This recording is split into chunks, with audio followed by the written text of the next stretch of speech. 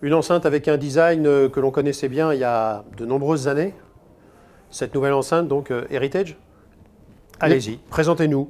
Heritage, oui, ben, on a tous été bercés par les anciennes enceintes, que ce soit Ellipson, d'autres marques françaises, Cabas bien sûr, Scott, JBL, 3A hein, pour les plus anciens. Voilà. Donc c'est des enceintes où en fait on n'avait pas forcément, on n'était pas dans le procédé d'être au sweet point, d'écouter, de les placer parfaitement. On les positionnait, on écoutait de la musique, on buvait un bon verre de vin et puis on profitait.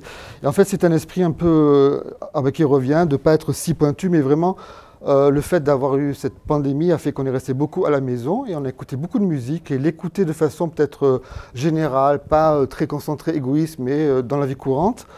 Fait qu'on a repris des grosses enceintes qui envoient aussi un son qui est plaisant et qui rappelle beaucoup de souvenirs. Donc on a voulu créer cette enceinte-là, Heritage 15. 15, c'est la somme des haut-parleurs en pouces, hein, puisqu'on a 1 pouce, 2 pouces en gros et 12 pouces, voilà, donc 30 cm. On a voulu revenir à ce format-là, bon, pour des questions bien sûr de plaisir visuel, mais surtout c'est un format qui réconforte selon qu'on écoute de la musique un peu rock, pop, dub, reggae. On sent qu'on va avoir vraiment des belles basses présentes, qui sont un peu physiques, hein, ce qu'on n'a pas forcément sur les enceintes WAF, qui sont très très fines. Et ensuite, ce qu'on a travaillé, c'est le médium Atom, hein, qu'on voyait beaucoup dans les années 70-80. Ça permet vraiment d'avoir une expressivité du médium qui est très plaisante.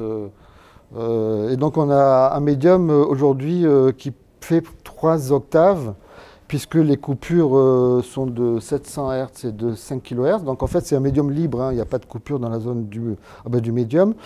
Et on a fait un petit réglage fin. Alors souvent il y a des réglages qui sont avec des grandes amplitudes, mais comme le produit est un peu pointu dans un équilibre sonore, on a voulu faire un réglage de moins 1 dB, plus 1 dB par rapport à notre référentiel qui permet vraiment de ne pas dégrossir le son ou de ne pas trop biaiser le son de l'enceinte, mais en fonction de son acoustique, si elle est trop réverbérante ou trop amortie, ben de jouer sur 2 dB d'amplitude, hein, ce qui est quand même suffisant, quoi, si on veut avoir un réglage fin. Pour les placements près des corners, on a une mousse qui se met devant. Et d'origine, on a un pied plat ou un pied qui permet de l'incliner de 7 degrés. Et si on veut la surélever, nous avons un pied en option. L'enceinte est disponible? Oui, disponible depuis 1 an. Et elle a un prix?